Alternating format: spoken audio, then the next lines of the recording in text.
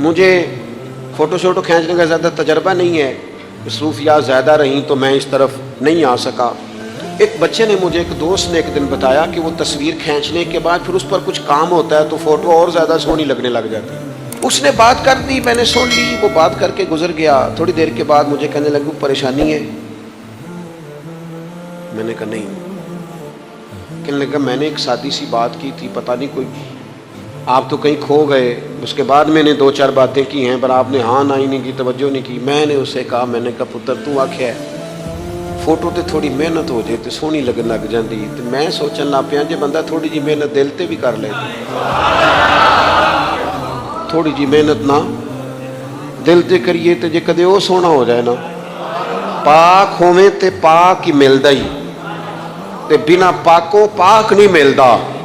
سارے جسم دے دھون دے نالوں اکو تولا ہے ٹکڑا دل دا۔